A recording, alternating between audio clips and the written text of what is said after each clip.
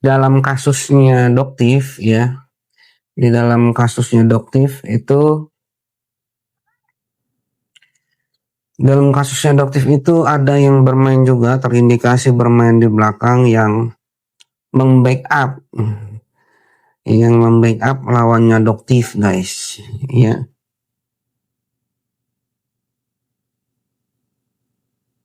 Jadi ini sebenarnya adalah suatu gambaran juga ketika kasus Nikita Mirzani sudah berjalan. Kan saya bilang ya, ini paketan dua, ini paketan guys, Nikita Mirzani dan juga Doktif itu satu paket. Memang itu ditarget ya, dari keilmuan yang saya miliki, Doktif dan Nikita adalah target. Memang sedari awal saya sudah katakan di live saya sebelumnya. Juta, assalamualaikum, Pontianak hadir, halo juga Juta, waalaikumsalam. Sambil saya baca-baca ya, nanti saya baca-baca, saya mau cerita dulu ya, betapa tidak berserinya ya, tidak berserinya uang mereka ya. Ini seperti yang dikatakan oleh Doktif kemarin di live saya. Ini sebenarnya semua kalau saya lihat akan saling berkaitan satu sama lain. Ya kemarin juga sempat Doktif juga cerita, tapi beliau ini belum yakin karena sebenarnya kuncinya itu ada di SS ya. SS ini tahu ya, tahu siapa pemasok besar ya. Ini saya mengutip pernyataan Doktif itu, saya sudah naikkan di feed postingan saya ya. Ini akan saling berkaitan guys. Kenapa ya? Saya melihat ada perputaran ya, terindikasi ada perputaran uang yang sangat cepat sekali, sehingga sangat amat begitu mudahnya apabila ada orang-orang yang dalam tanda kutip jahat menjadi investor ya. Kemudian dari sisi yang jahat itu ya, entah itu dia berusaha dengan cara apa, nah di situ bisa menjadi suatu indikasi untuk melakukan money laundry atau pencucian uang. Kenapa? Karena pergerakannya itu sangat cepat sekali guys ya, pergerakannya sangat cepat sekali. Nah kemudian ya, dari beberapa yang bermasalah itu ketika live, kalian bisa lihat sendiri lah ya, dalam beberapa detik misalkan itu laku misalkan 1000, laku 1.000.000 produk, atau laku berapa puluh ribu produk ya. Kalian bayangkan ketika ya ketika itu dijadikan suatu perputaran uang ya, perputaran uang di mana yang melakukan perputaran itu ada lagi orang di belakangnya, orang besar di belakangnya melakukan hal itu ke situ. Kan gampang sekali guys, mudah sekali ya. Sebenarnya ini bisa di tracking ya, bisa di tracking bisa di tracking hal ini ya, transaksi mereka dan lain sebagainya ya. Karena apa? Karena ketika kita bertransaksi secara elektronik itu akan mudah untuk di tracking. Beda ceritanya ya ketika kita bertransaksi dengan cara cash, itu akan sulit ya. Bahkan ada di suatu berita, ada di daerah mana itu ya, ada di daerah itu banyak sekali coffee shop. Tolong dikoreksi jika saya salah. Banyak sekali yang melakukan usaha coffee shop ya, akan tetapi di situ sepi peminatnya. Sepi peminatnya, tapi dia tidak tutup guys ya, dan dia tidak menerima pembayaran secara misalkan transaksi elektronik. Dia hanya menggunakan cash ya, uang cash itu ya. Saya akan mulai membacakan komentar kalian. Mas Gunung Selamat tanya kok kira-kira korban yang Korban yang kapan ketemunya kok? Nggak akan lama itu bisa ketemu itu. Yang nyasar itu kan anak-anak muda yang nyasar ya. Master itu gimana? Soal detail yang rame ya. Saya sebenarnya sudah spill tipis-tipis itu ya, Endar. Udah jauh hari ya di live-live saya sebelumnya ya. Itu saya sudah spill tipis-tipis sebenarnya ya. Ada beberapa orang yang memang all about money. Ya, saya tidak menuduh dia, ya, saya tidak menuduh dia, akan tetapi saya sudah memberikan spill-spill di awal-awal saya live, guys. Itu untuk orang-orang yang memang sebenarnya niatnya itu adalah uang. Di mana ada uang, di situ dia akan cepat beralih ya. Ini saya soroti juga nanti ada Miss Gosip, ya, hati-hati aja itu. Hati-hati aja guys, jangan terlalu percayalah ya. Si Mimi, ditelusuri dong siapa pemasoknya. Ya harusnya yang menelusuri itu kan pihak yang berwajib ya. Pihak yang berwajib. Siapa di sini pihak yang berwajib atau berwenang ya? Yang pertama adalah BPOM, yang kedua adalah pihak kepolisian ya. Nah ini kan harusnya mereka yang bergerak, tapi kan kalian bisa lihat sendiri lah BPOM seperti apa ya. Untuk hadir di sidang Nikita Mirzani aja, mereka tidak mau ya dengan 1000 macam alasan. Ya, mereka seperti melemparkan tanggung jawab yang seharusnya menjadi tanggung jawab dia. Nah, sebenarnya ya Doktif Nikita Mirzani itu hanyalah pembuka jalan sebenarnya. Kalau memang BPOM ini mau benar-benar menelusuri hal itu, akan tetapi kan kalian bisa lihat sendiri lah. Ini malah diundang ke acaranya kan, acara BPOM. Ya, udah tahu jelas-jelas dia sedang ada permasalahan kasus, ya, yang ini menyita perhatian publik se-Indonesia Raya, ya. Akan tetapi dia diundang pada waktu itu. Alasannya juga alasan klasik ya. Ketua BPOM itu ya mau dikoreksi jika saya salah. Dia bilang kenapa mau foto sama RG gitu. Dia bilang saya tidak kenal dia. Kan nggak mungkin guys. Orang nggak kenal dia tuh nggak mungkin ya. Sedangkan dia itu adalah salah satu pengusaha. Ya, alasannya carinya yang lebih masuk akal gitu. Kalau kayak gitu kan caranya nggak masuk akal gitu alasannya. Maria Veronica, sorry Master. Sorry juga kalau Mas Adel bisa masuk Wina. Bisa masuk. Ya, setiap orang bisa masuk. Apalagi tahun 2026 ini adalah tahunnya punishment ya. Orang yang dianggap kebal hukum aja bisa naik statusnya kan di tahun 2026 ini.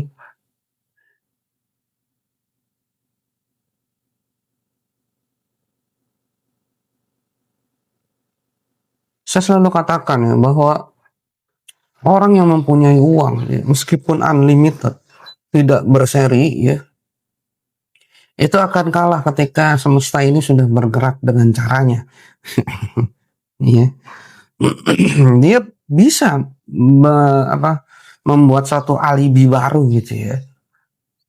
Membuat alibi-alibi yang bisa mendukung dia untuk terbebas atau dia untuk berpikir bagaimana caranya membuat orang yang berseberangan sama dia ini menjadi damai.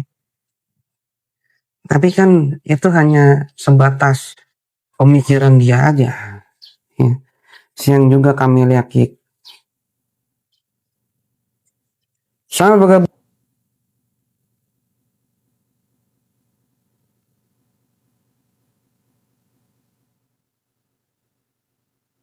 Ini kita gimana kira-kira Master?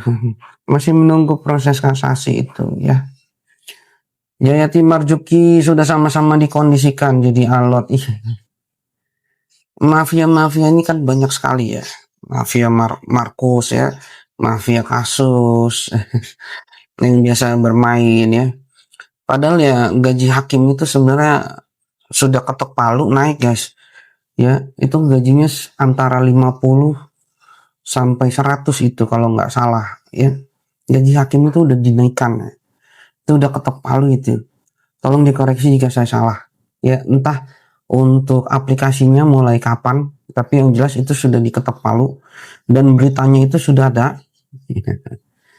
Ya sebenarnya bukan permasalahan gaji yang dinaikkan seseorang itu bisa berubah. Ya. Apalagi ketika beliau ini menangani kasus yang mega besar ya, super besar gitu ya, yang nilainya fantastis di atas miliaran bahkan puluhan bahkan mencapai triliunan ya. Gaji segitu tuh kayak receh guys ya, kayak receh. Sebenarnya dinaikkan gaji pun tidak akan menyelesaikan masalah. Kalau mau menyelesaikan masalah, coba untuk melakukan suatu hal yang namanya fit and proper test.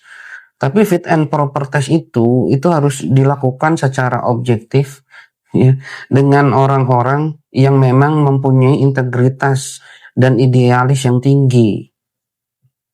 Ya, sebelum hakim tersebut ataupun perangkat hukum yang menangani suatu kasus, terlebih kasus yang sangat besar, itu digelar atau dipilih ya, itu harus melakukan suatu fit and proper test ya, dari psikologinya, dari tingkah lakunya dan lain sebagainya, historinya ya, itu yang harus benar-benar dilihat gitu ya. Tapi kan ini tidak terjadi gitu. Buat kalian yang ingin berkomentar silahkan komentar ya, nanti akan saya bacakan. Jangan lupa kalian share live ini, semoga bisa bermanfaat. Tapi kan yang dipilih itu kan orang-orang yang bisa, ya tidak semua, meskipun tidak semua, tapi bisa goyah gitu, ya, bisa goyah. Karena apa? Karena tidak ada yang memantau kinerjanya, karena tidak ada yang melakukan fit and proper test sebelum orang ini memimpin suatu persidangan. Nah itu masalahnya di situ, bukan masalah gaji ya. Mau dikasih gaji berapapun ya, 100 juta, 200 juta, 300 juta, 500 juta, itu akan sia-sia guys, apabila memang dari dalam dirinya itu tidak mempunyai integritas dan idealis yang tinggi gitu ya. Iya. Ini akan mentah ya, mau dikasih gaji ratusan juta pun akan percuma. Karena yang dihadapi itu mafia-mafia kelas kakap guys. Ya, bukan yang kelas ece-ece gitu ya, yang mana uangnya ini tidak ada serinya, dan kalaupun mereka ya para mafia ini menggelontorkan dana misalkan miliaran, itu hanya receh buat mereka karena perputaran uang mereka ini besar ya. Kita perlu perangkat hukum yang memang mempunyai integritas yang sangat tinggi, kemudian mempunyai idealis yang sangat tinggi, kemudian mempunyai keberanian yang luar biasa untuk menghadapi mafia. Kalian tahu itu ada hakim di daerah Sumatera atau mana ya, ketika dia menangani suatu kasus tiba-tiba rumahnya itu dibakar. Nah ini adalah suatu risiko untuk mereka perangkat hukum yang memang berseberangan atau tidak sejalan dengan apa yang para mafia ini ingin kondisikan gitu. Ya, risikonya seperti itu. Nah, kita butuh orang-orang yang seperti itu, yang mempunyai integritas tinggi, idealis tinggi, mempunyai keberanian yang tidak bisa diuangkan. Ya. Karena apa? Karena orang-orang seperti ini dia akan takut ya apabila salah mengambil keputusan. Kenapa? Karena yang pertama akan dihisap nanti di hari kiamat ya, itu adalah hakim guys. Karena hakim adalah perpanjangan tangan Tuhan di dunia. Dialah yang menentukan ya seseorang ini bersalah atau tidak. Apabila dia salah mengambil keputusan, habislah dia di hari kiamat nanti ya. Seperti itu. Nah, assalamualaikum Master. Waalaikumsalam. Nah, kami lagi pada terima buntelan coklat sih Mas. Nah, baru lihat lagi Master live. Iya, ini saya lagi ada waktu senggang sore ya. Jadi saya live ini. Seputar bola Master, terawang rezeki ke depan gimana Master? Jangan gali lubang tutup lubang ya, seputar bola. Coba kalau ada uang atau rezeki berlebih, kamu lihat peluang ya, peluang untuk usaha apa yang kira-kira ada pemasukan setiap hari. Jadi Bang Master nanti RG sama suaminya masuk penjara nggak Bang Master? Kalau saya lihat ya dia akan menemui suatu permasalahan ini berdua. Ya Ken Wibowo. Menurut ramalan saya kalian tidak harus percaya dengan apa yang saya katakan guys.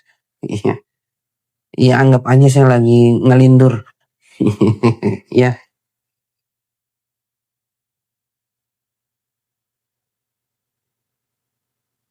di tanggal 28 bulan 11 tahun 2025 ya, saya sudah pernah meramalkan Inara di situ.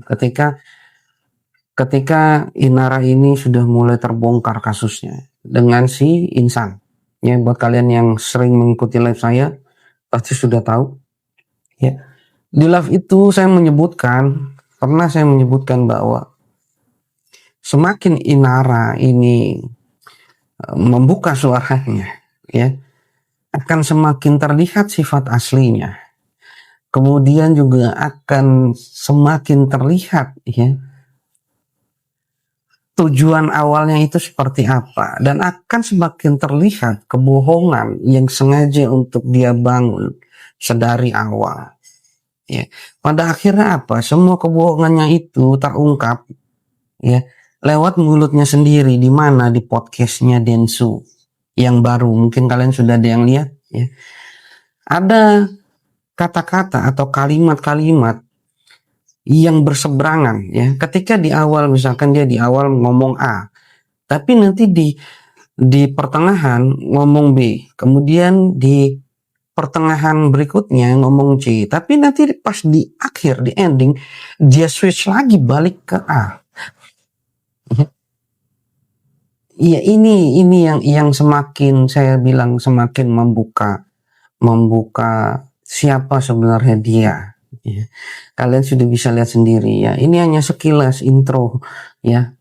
Karena saya sudah ramal itu di tanggal 28 bulan 11 2025 dan itu sudah jadi nyata. Dia semakin dihujat seluruh netizen se-Indonesia. Ya. Akibat apa? Akibat podcast dia di Denso itu guys. Ya. Dia tidak belajar dari teguran yang sudah diberikan oleh semesta. Begitupun para mafia skincare. Ya. Yang saya lihat begitupun para mafia skincare. Ketika teguran dari semesta itu sudah diberikan, mereka abaikan. Ya. Sebenarnya teguran itu ya kemarin itu hanya bersifat verbal. Verbalnya dalam sisi apa? Dari sisi Nikita Mirzani ya. Nikita Mirzani kemudian Doktif itu kan sebenarnya adalah teguran dari semesta kepada mereka yang memang mempunyai niat tidak baik di dalam suatu produk ya, agar supaya apa? Agar supaya mereka melakukan suatu pembenahan dan perubahan sikap serta sifatnya. Akan tetapi kan mereka memilih untuk melawan itu semua, melawan kehendak semesta guys ya. Sekarang kalian berpikir dulu pakai logika. Kenapa tiba-tiba ada dua sosok seperti Nikita Mirzani dan juga Doktif ya di dalam membuka tabir kasus ini? Kenapa hanya mereka berdua yang seakan terlihat menggebu-gebu? Ya karena semesta juga memberikan lawan yang seimbang guys. Ya. Semesta tidak asal memilih lawan ya. Semesta itu memilih orang-orang yang memang mempunyai kapasitas, daya kapasitas yang mampu sebenarnya untuk melawan mereka. Ya, Nikita Mirzani dan juga Doktif. Ya, Nikita Mirzani kan sekarang sudah berproses ini, sudah hampir 1 tahun guys. Ya, Nikita Mirzani ini dikondisikan untuk berada di dalam penjara. Ya. Sebenarnya Nikita Mirzani masih punya kesempatan untuk 2 kali lagi, ada kasasi kemudian ada peninjauan kembali ya, sama kasusnya Vina Cirebon kan waktu kemarin tuh ada tuh 1 orang yang bebas akhirnya lewat apa itu peninjauan kembali atau apa itu, tolong dikoreksi jika saya salah ya. Itu kan ada 1 orang yang bebas tuh, sekarang sering live di TikTok itu orangnya ya. Kalau yang 7 kan nggak dibebaskan itu. Seperti itu ya gambarannya. Jadi mereka mereka ya mereka sebenarnya sedang melawan orang-orang yang unpredictable. Ya, unpredictable. Kenapa saya bilang unpredictable? Mereka beranggapan bahwa dua orang ini mempunyai sisi exposure yang sangat tinggi. Mereka beranggapan bahwa ketika mereka ini, dua orang ini, Doktif dan Nikita Mirzani ini, berhasil mereka penjarakan, mereka akan bisa membungkam orang-orang yang di belakangnya atau orang-orang lain yang mungkin mulai bersuara ya untuk mengganggu bisnis mereka, guys. Untuk mengganggu bisnis mereka, ya. Ternyata anggapan ini salah, ya. Dengan pergerakan dua orang ini, ya, Doktif dan Nikita Mirzani, semua menjadi terbuka secara terang benderang lebar, ya. Bisnis mereka oleng, guys. Ya, sebenarnya bisnis mereka ini sudah oleng, ya. Percaya nggak percaya, kalian bisa lihat sendiri ya. Dari siapa? SS. SS sekarang kalian lihat ya. Live-nya itu kebanyakan live-nya tentang apa? Fashion kan? Tas, fashion, mukena. Jarang kalian sekarang lihat dia menjual skincare. Ya, coba kalian perhatikan. Ya, kemudian siapa lagi? RG. Ya, RG masih berjualan skincare. Ya, masih berusaha untuk banyak yang membeli. Seakan-akan dalam tanda kutip banyak yang membeli. Akan tetapi ya, banyak pegawainya yang dikurangi. Ya, ini kan suatu indikasi ada suatu penurunan dalam omsetnya. Ya, berarti kan ramalan saya di situ masuk, guys. Meskipun seakan-akan ditutup-tutupi gitu ya. Seakan-akan bahagia tapi dalam hatinya kalut itu, guys. Ya, betul. Siapa lagi yang saya sebut tuh waktu kemarin-kemarin, ya? Markus, ya, mafia kasus juga sedang ketar-ketir. Ya, ini ada OTT baru, ya, OTT baru ketua atau kepala kantor pajak Jakarta mana itu, utara atau mana itu, tolong dikoreksi jika saya salah. Itu ketangkep, guys, korupsi, guys. Ya, jadi sekarang itu nggak aman. 2026 ini yang menurut mereka aman, pada kenyataan itu tidak aman, guys. Jangan dipikir Bapak Presiden Prabowo itu tinggal diam aja gitu ya. Diam aja melihat aja gitu. Enggak, guys. 2026 waktunya eksekusi orang-orang yang nakal, orang-orang yang jahat, pun dengan pengusaha-pengusaha yang nakal nantinya. Ya, silakan yang berkomentar, silakan kalian komentar. Jangan lupa buat kalian yang belum follow-follow, silakan di follow akun TikTok official Mas Derajat. Ini azan, guys, jadi saya harus berhenti sejenak. Setelah azan saya akan teruskan lagi ya.